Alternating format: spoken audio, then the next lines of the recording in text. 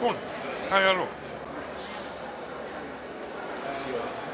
Bună ziua. Mă pot scrie și eu? Da, după el. Da, sigur.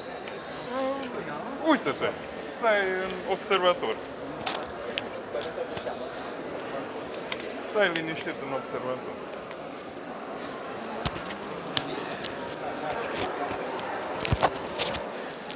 Așa, bun. Poți să zici cum te cheamă?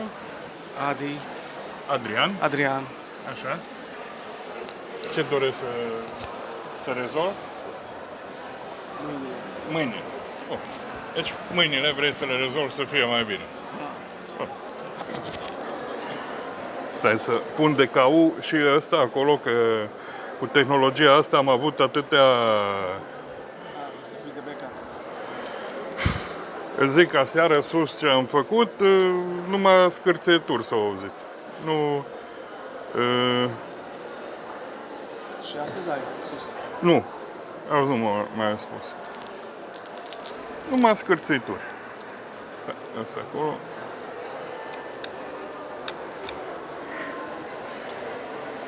Și prefer să le pun pe toate, că din 3 doar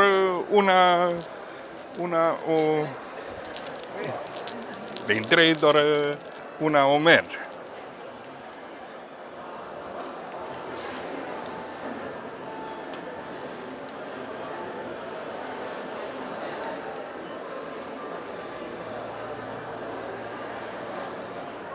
Unu, doi, doi, unu, doi, doi. Unu, doi, doi, unu, doi, doi.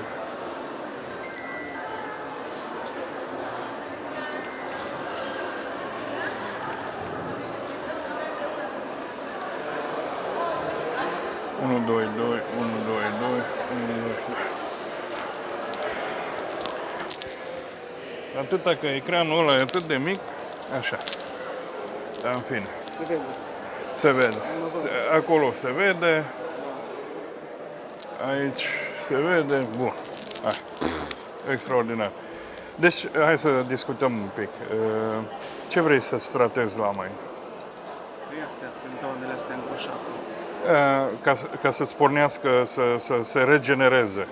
Regenerare. O parte din corpul tău să intre acolo în acțiune și să producă aceste lucruri. Cum îți imaginezi această parte a corpului tău care trebuie să producă aceste lucruri? Așa, în imaginația ta. O persoană, poți să o personifici, o persoană. Din ăștia așa mai mici care umblă pe acolo, niște ingineri din ăștia mici care... Da. Au vreo denumire? Poți să aibă vreo denumire inginerii ăștia mai mici? Inginer de sistem. Inginer de sistem. Interesant. Inginer de sistem. Da. Da. Ok. Ok. Ok. Ok. Da. Și dacă soldăței numesc? Nu e foarte bun. O soldăței care scopii de ale tale, un mini tău. Ce zici?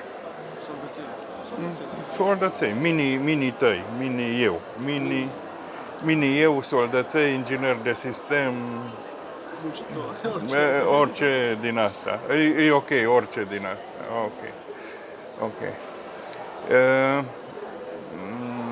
Ce te reconfortează pe tine mult? Apa, soarele, ce te reconfortează mai mult? Marea? Marea? Marea, îți place marea? Plaja, marea, bărcile. Să le vezi așa, bărcile, să le vezi. Asta e cel mai mult, știi, sunetul la mări și... Bărcile să le vezi. E ok, nu? Așa, dacă îți dau o sculă să tai ceva, un cablu care ține o barcă, aia poți, nu? E ușor, de tăiat o frânghie, un amar. Nu? E ușor, e ușor. Ok. Soarele îți place, îmi place. Ok.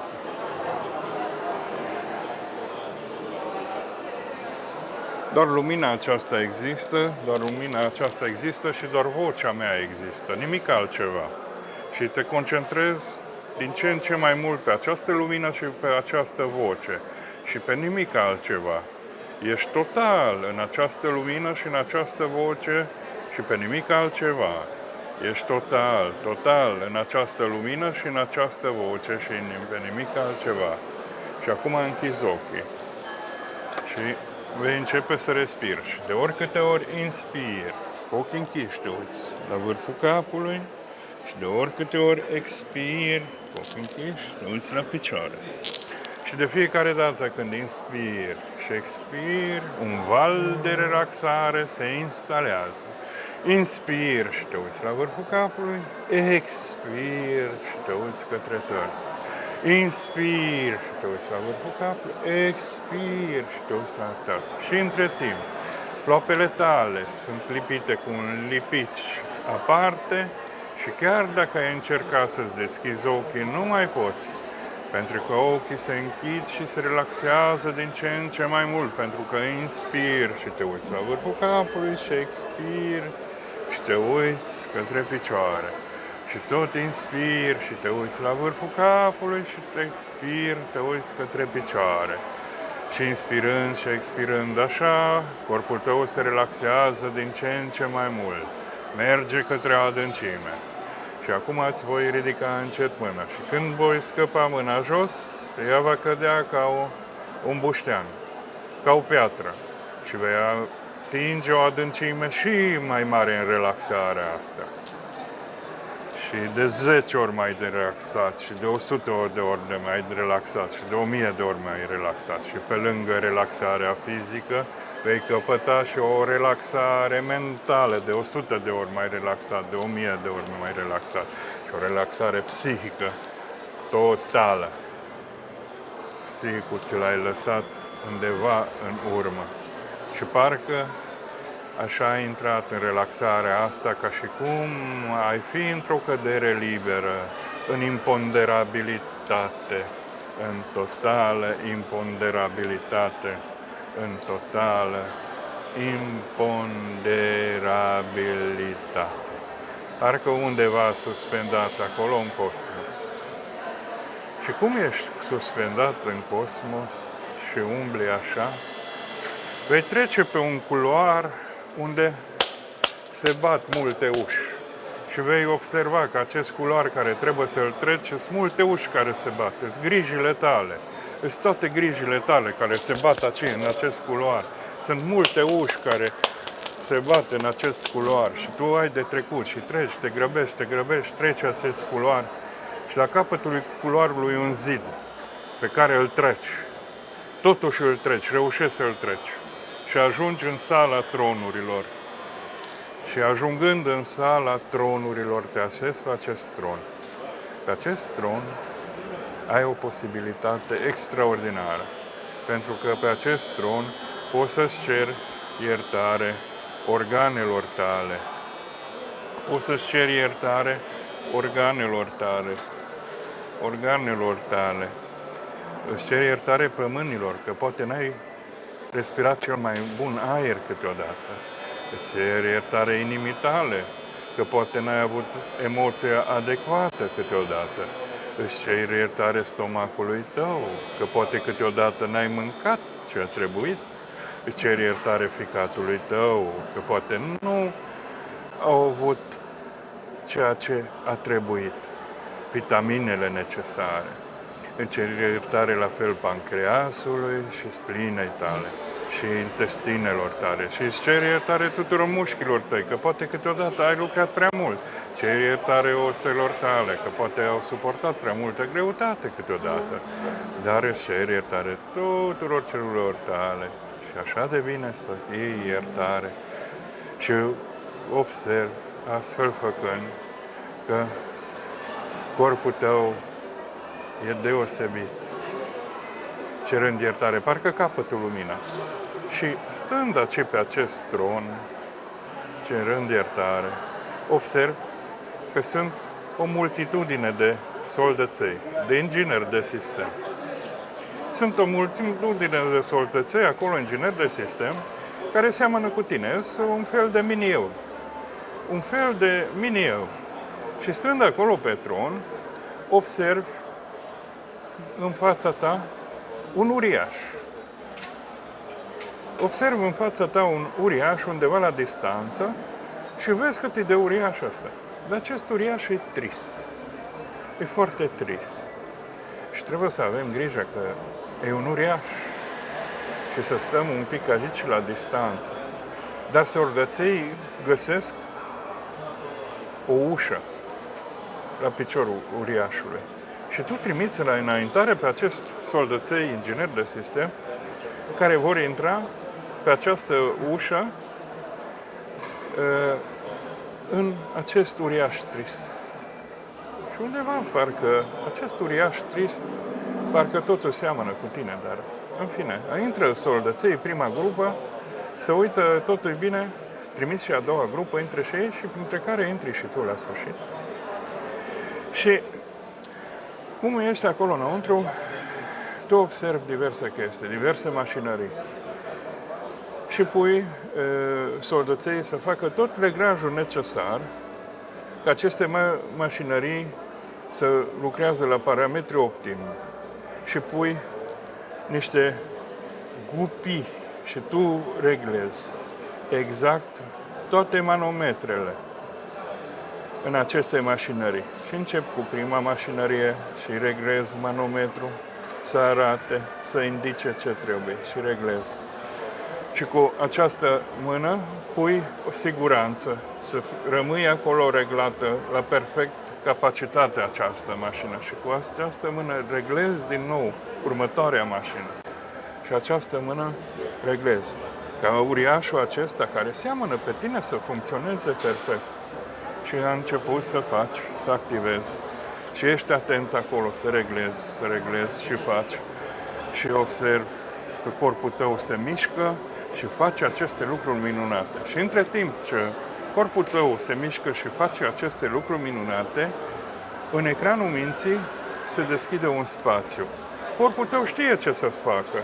Face în continuare aceste mutații. Știe ce să facă, ce să regleze, cum să regleze, să fie perfect și optim și extraordinar. Dar în spațiul minții, acest spațiu se va ocupa cu tine când râzi, în copilărie, când ai avut cele mai frumoase zâmbete, când ai avut cele mai bune momente de serenitate, de gratitudine și corpul tău continuă să se miște, să lucreze. Și aici, în spațiul minților, momente extraordinare vin una după celălalt și continui tot așa și așa. Momente extraordinare, momente care curg unul după alta.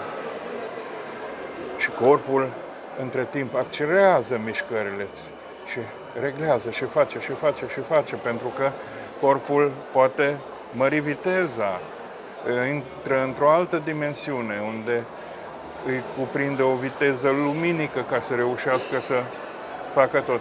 Dar aici, în spațiul minții, e relaxare, e perioada când noi ne jucam, învățam să umblăm, ne bucuram de tot și de toate și râdeam așa frumos și aveam un zâmbet minunat.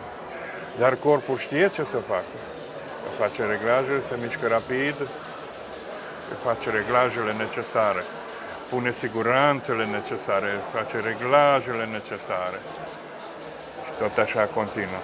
De aici, în spațiul minții, aducem energie în corp. Energia lipsă o aducem în corp. Și parcă și toți soldății fac același lucru, toți mini-eu fac același lucru. Reglează toate mașinăriile la cel mai optim nivel și pune siguranțele ca mașinăriile să nu se mai deregleze, să fie în cea mai mare siguranță. Și acum, încet, acest lucru soldății îl termină, la fel și tu, observi că ai terminat toate reglajele și acum trebuie să te întorci afară din uriaș, că uriașul urmează să se trezească. dar voi trebuie să vă retrageți afară din uriaș. Și odată, retrăgându-se toată lumea afară din uriaș, soldăței pe care au ieșit de acolo observă că aici jos este o ușă. Și tot la fel cum a fost în acest uriaș, încep să intre. Să intre, toți soldăței, să intre, ocupă tot corpul și încep să regleze, să facă același lucru cum au făcut în uriaș. Să facă acele reglaje și să pune acele siguranțe. Și fac tot ce este necesar. Exact la fel ca în uriaș care semăna cu tine. Fac din nou acele reglaje și acele siguranțe îl pun acolo ca totul să funcționeze la o valoare optimă și nominală, la o valoare excelentă, la tot ceea ce trebuia să fie.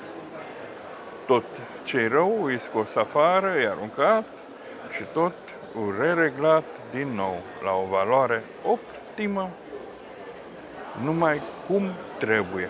Exact numai cum trebuie. Sunt puse siguranțele să lucreze la valoare optimă.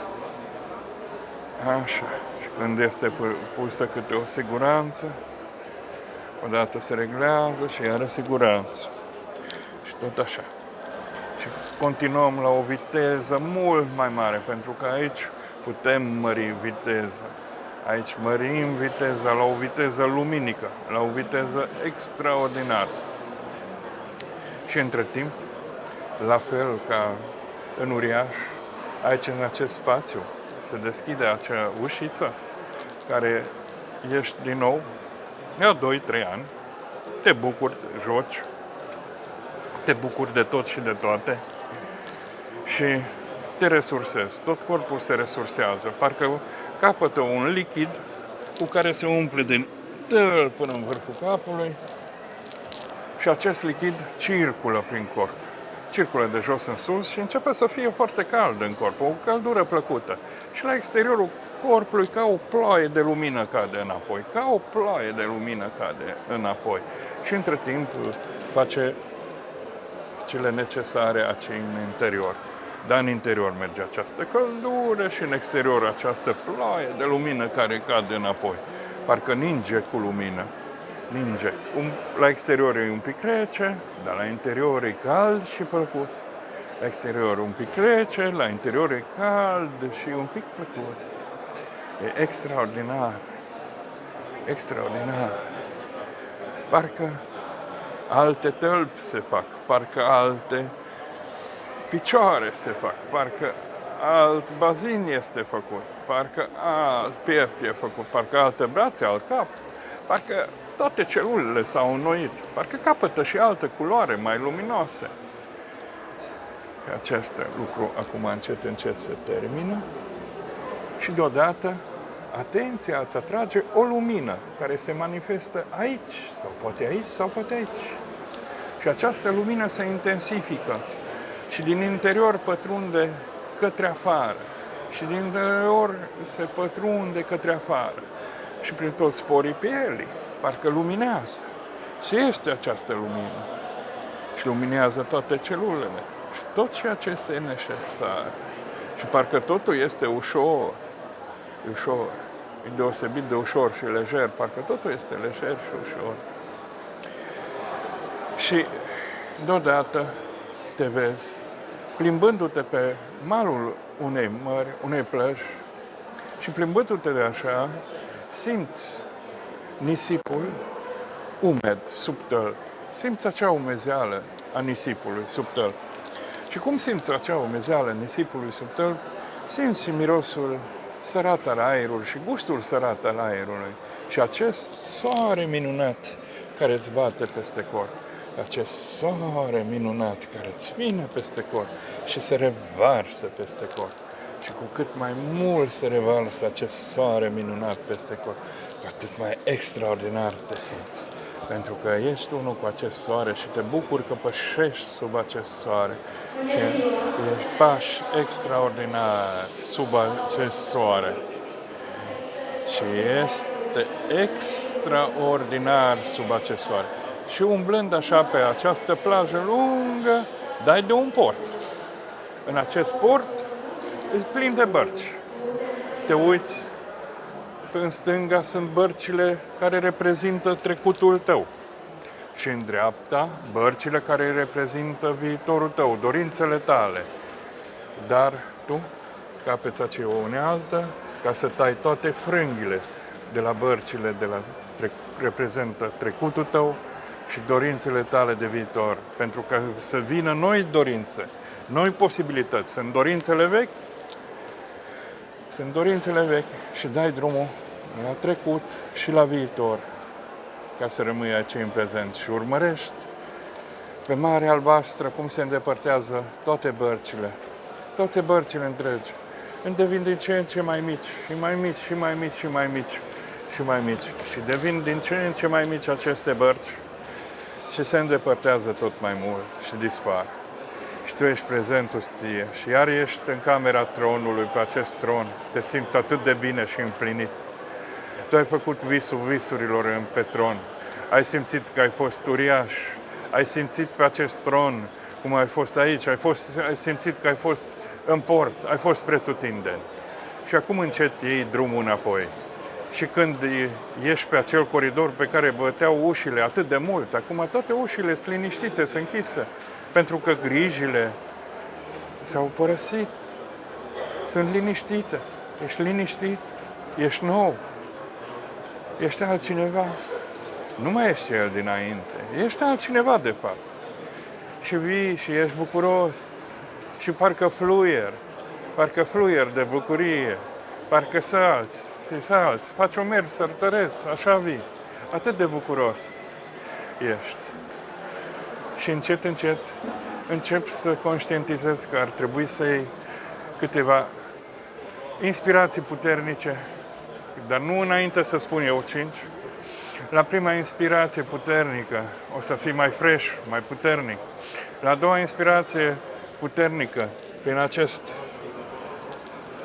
această mudră, integrezi această nouă stare. A treia inspirație puternică, integrezi mai mult această nouă stare, acest nou eu. Și știi, de oricâte ori ai nevoie în timpul zilei, doar trebuie să faci această mudră și ești din nou.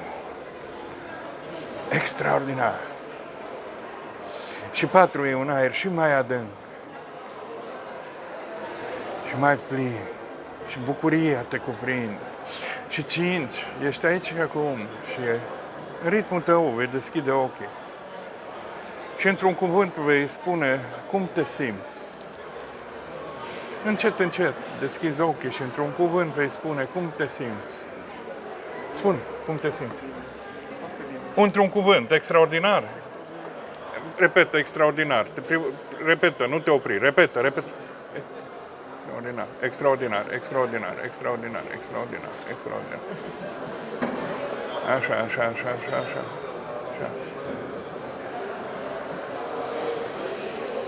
Extraordinar. Ia acest fluid, închide ochii și urmărește partea lumină și continui cu extraordinar.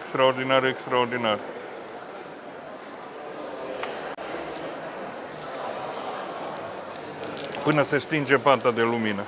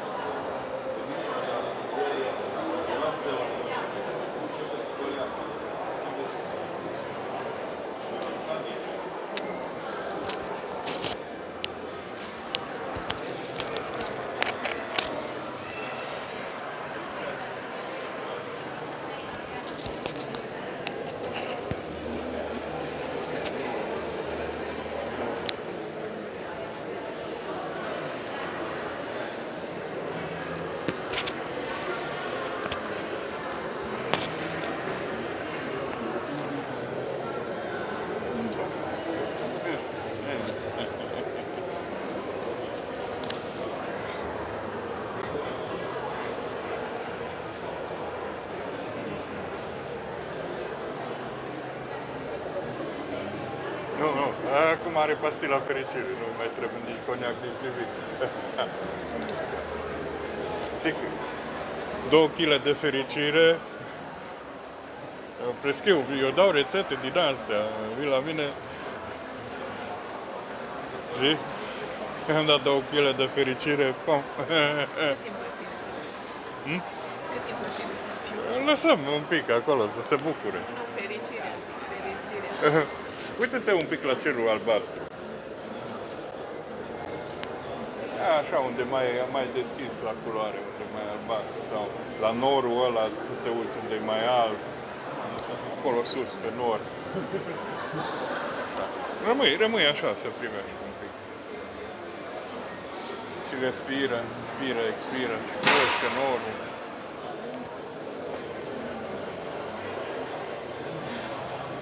Parcă are altă culoare. Parcă totul e altă. Parcă totul are alte culori.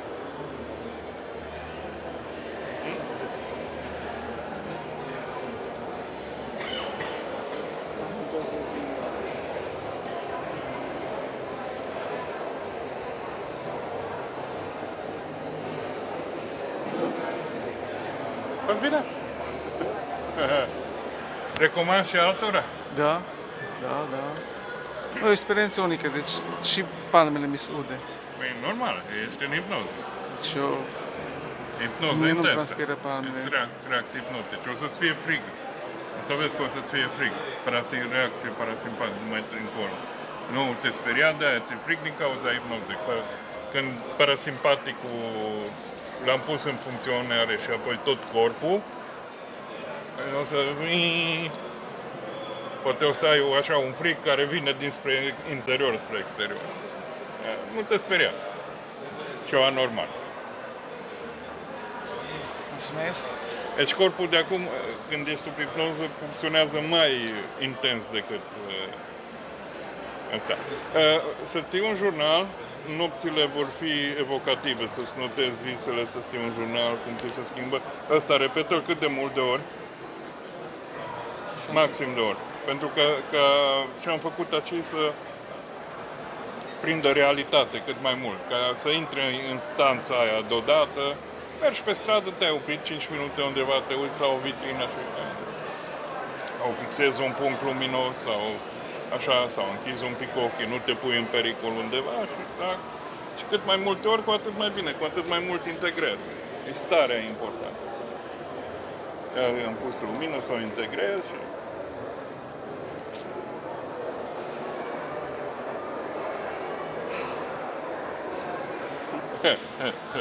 Am acasă 2 kg de fericire. Aha. Să șeruiești. E normal. E normal. E ceva normal. Vrei și tu? Nu?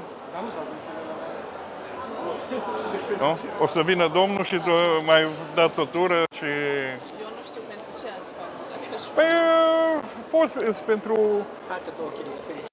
Exact, Pentru multe chestii. Este când, de exemplu, ai o persoană dragă care ai vrea să fie mai bine și este că fac pe om Că e pentru altcineva, dar poți să vorbești la telefon cu persoana, poți să-i ceri voie și atunci vii și faci pentru persoana respectivă. Și tu, în timp, o să simtă și persoana aia schimbarea, înțelegi? O să verifici, o să vorbești mai târziu și zilele următoare va schimbarea în timpul nopții. Pentru că în timpul nopții o să se întâmple comunicare, multe. Deci poți să faci și treaba asta între timp ce te plimbi până îi fac pe Domnul, te gândești pe cine ai putea ajuta, dar să stai de vorbă cu persoana, nu dorești, uite, fac în locul tău o ședință de hipnoză, o să-ți fie mult mai bine, te vindeci de o chestie. Da. Faci o chestie simplă, poate e anxioasă persoana, poate e mai depresivă, poate e necăjită din ceva cauză. Se treacă un necaz, să zic. Și faci și tu în locul acelei persoane. Ok? Bun? Mai plimbați o tură, până atunci fac pentru Domnul și să vezi. Nu, mergi o tură, te gândești, să poți să dai telefon persoane. Nu? Pune-l acolo jos. Ia loc. Hai să văd. Ăsta opresc și îl pornesc din nou.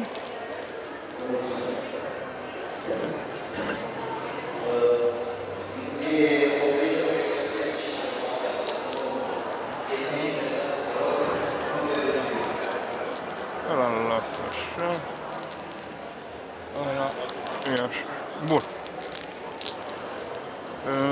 Spune-te rog cum te cheamă. Popescu Cornel. Așa, ce vrei să tratezi? Să am mai multă încredere în mine și să fiu mai consecvent în ceea ce fac. Să ai mai multă încredere. Consider că n-ai destulă încredere în tine. Din ce cauză consider că n-ai destulă încredere în tine? Nu totdeauna văd rezultate la ceea ce fac. De exemplu, chiar la terapie. Aha. Da? Da. Tocmai ca să nu pierd încrederea și să pot să lucrez cu mai mult scop, mai multă eficiență. Aha. Și consecvent pentru că sunt electronist, am început o grămadă de lucruri și le-am lăsat neterminate. Aha. Deci, normal, tu ar trebui să fii odată mai concentrat, într-un fel, și în partea cealaltă să,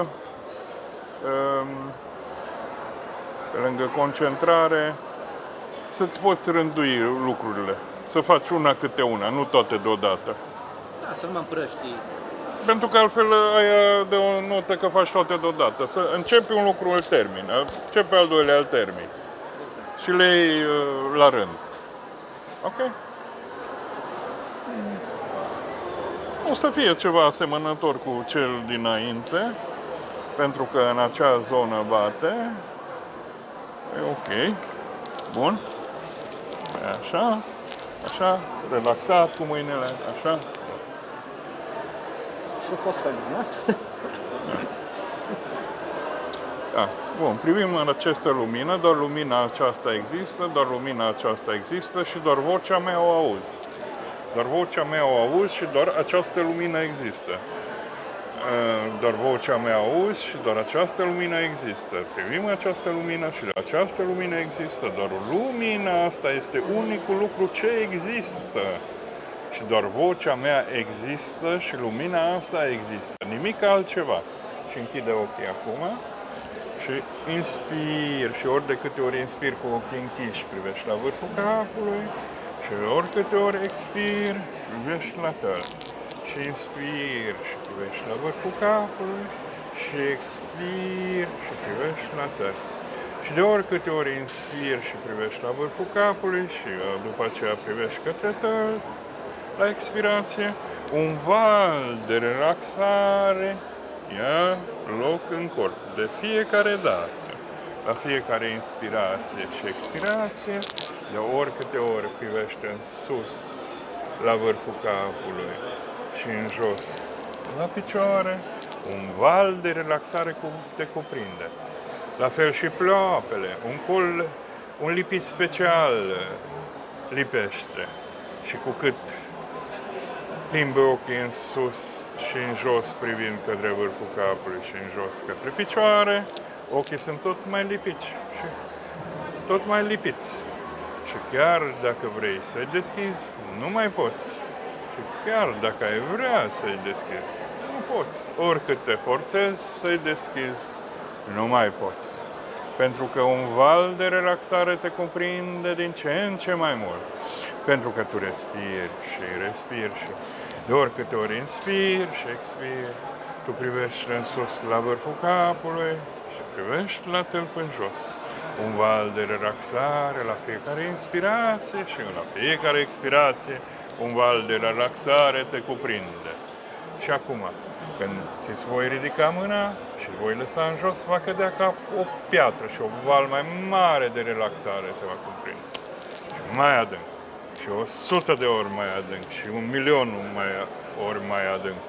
Și acum o relaxare psihică, o relaxare mentală, o relaxare totală psihică și mentală te cuprinde. E gol în mintea aia, suflă vântul în mintea aia și ai o senzație ca și cum ai cădea în gol și pici 1.000.000 de kilometri și 100 de milioane de kilometri și rămâi undeva în imponderabilitate. În imponderabilitate.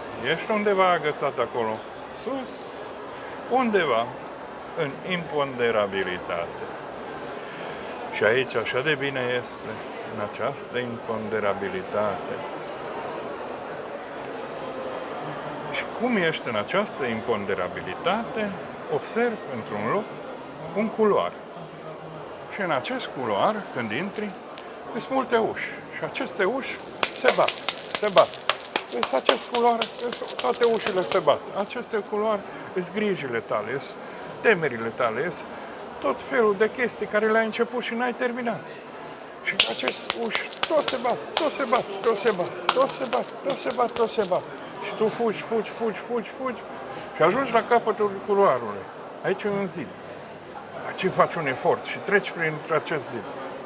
Și ajungi într-o sală imensă. În această sală imensă sunt doar mașini, doar aparat. Și vine un domn către tine. Domnul meu, dumneata ești responsabil cu aparatele astea. Te rog frumos, ia această sculă și începe să reglezi aceste aparate. Reglează aceste aparate, una câte una. Aceste aparate o să te facă să lucrezi exact ceas. Și această mână ține siguranță, să pui întotdeauna siguranță. Precis, la locul precis, unde e nevoie. Siguranță la fiecare aparat. Cu această mână reglezi, cu această mână pui siguranță. Și începi să lucri. Corpul tău începe să lucre. Să regleze aparatele una câte una și să pună siguranță. De fapt, când te uiți mai atent, aceste aparate sunt părți din tine. Poate reprezintă organe, poate reprezintă o parte a minții. Sunt lucruri diferite din tine. Dar pentru tine nu contează, pentru că tot știi să faci un lucru de precizie. Și cu această mână faci un lucru, cu așa să pui siguranță, cu această mână reglezi și iară pui siguranță, și iară reglezi și pui siguranță, și iară reglezi și iară pui siguranță. Și din ce în ce mai mult începi să te bagi în această mișcare, și tot mai rapid, te bagi în această mișcare.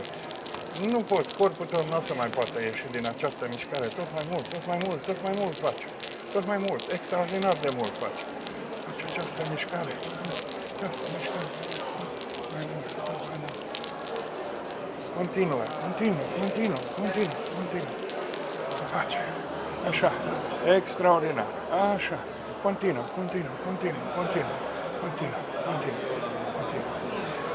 Și ecranul minții, ești copil. Corpul știe ce să facă. În ecranul minții se deschide o ușă și aici ești copil. Ești tânăr copil, aici, în ecranul minții, și te joci, ești bucuros, te bucuri de fiecare zi, râzi, te urci prin copaci, taci cu praștia, râzi,